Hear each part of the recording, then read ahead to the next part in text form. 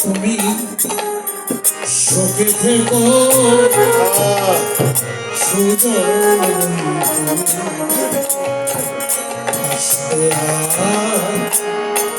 ওই না রে বন্ধু রে ও বন্ধু রে সুখে থেকো পরাণে বন্ধু আমি আসতে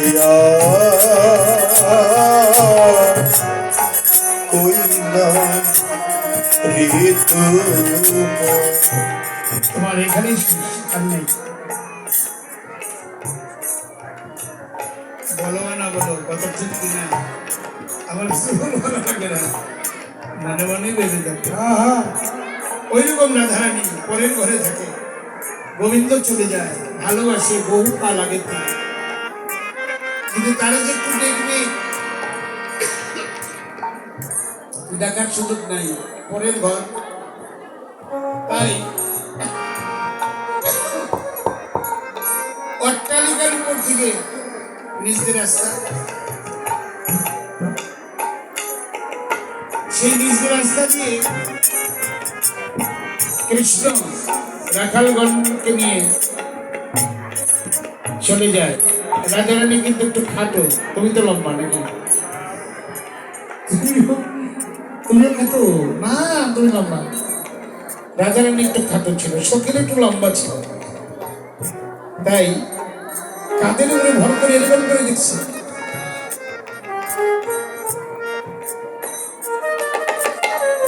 তুমিও দেখছো এরকম বলে কোন দিন যেদিন তোমার আমার বাবা দেখতে গেছিল সেই দিন তোমরা সখী সহ তোমাদের ছাদের উপরে ছিল তারা খাওয়া দাওয়া করে একটু বেড়াচ্ছিল ওরা দেখে নেই তোমাদেরকে তোমার বন্ধু যারা তারা বললো কিরে ওই লাল শার্ট পরছে ওইটা নাকি কোনো কথা বলো না দ্বিতীয়বার এরকম জিজ্ঞেস করছে চতুর্থবারে তাহলে যে কালো প্যান্ট পরা ওইটা কি চা দুষ্ট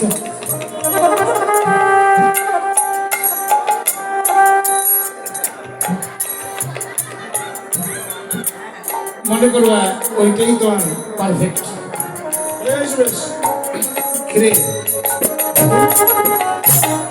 ঠিক আছে তো রাধারানীও যাচ্ছে এরকম আর গোবিন্দ যাচ্ছে যাওয়ার সময় রাধারানী অট্টালিকার উপর থেকে সবার উপরে এরকম করে দেখতে যাচ্ছে আর বলছে তোমার যাত্রা শুভ হোক বন্ধু যেখানে থাকো সুখে থাকো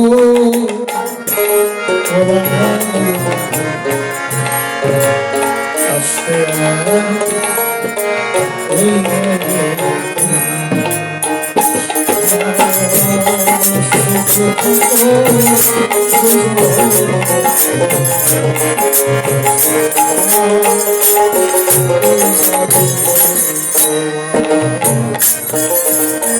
কতক্ষণ দেখবে বৃন্দাবনের আঁকা বাঁকা পথ ছুটে গেল গোবিন্দ আর দেখা যায় না এখন এই না দেখার যে জ্বালা এই জ্বালার কথা বলবে কার কাছে জ্বালার কথা বলা লাগবে না তখন ওই যে তুলসী যায় সেও সখী তুলসীকে ডেকে ডেকে রাধারানী বলবেন গোবিন্দ ভালোবাসার কথা কেন বলবে বলো তো তুলসীও নারী সেও গোবিন্দ ভালোবাসে আমিও গোবিন্দ ভালোবাসি আমার ভালোবাসার কথা একমাত্র তুলসী বুঝবে তাই তুলসীকে ডাকছেন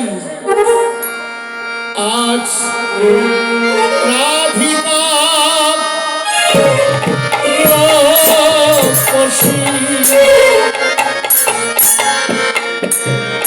লইয়া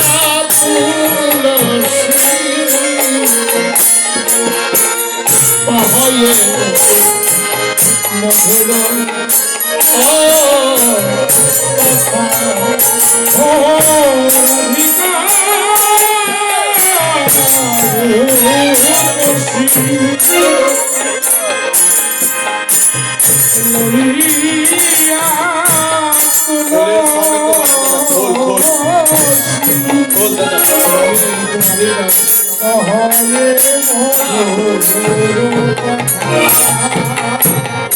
ডাকে তুলসী আমার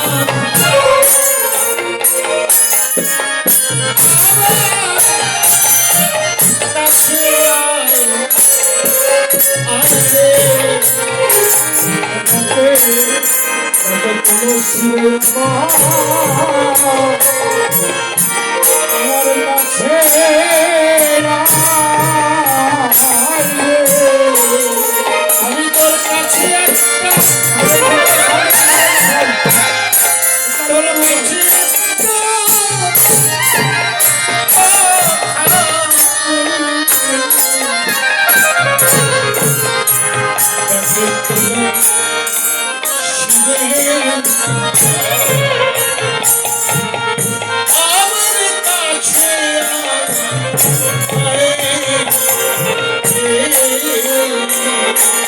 আমি তোকে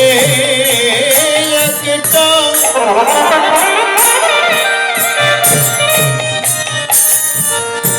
কথা বলি তুলসী রে আমার কাছে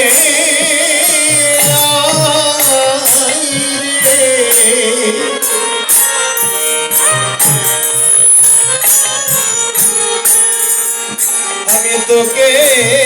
আমি তোকে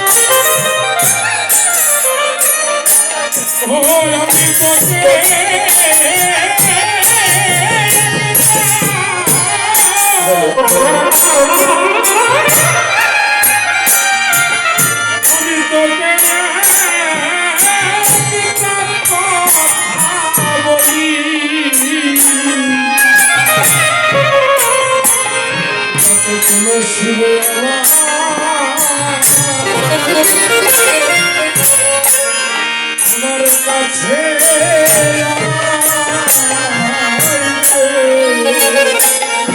তুই যে কৃষ্ণ ভালো কৃষ্ণ ভালো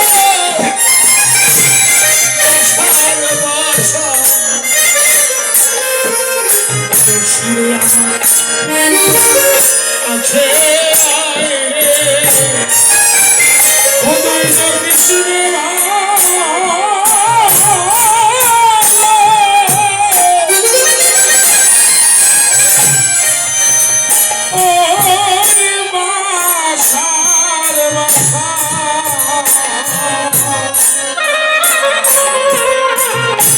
তুলসী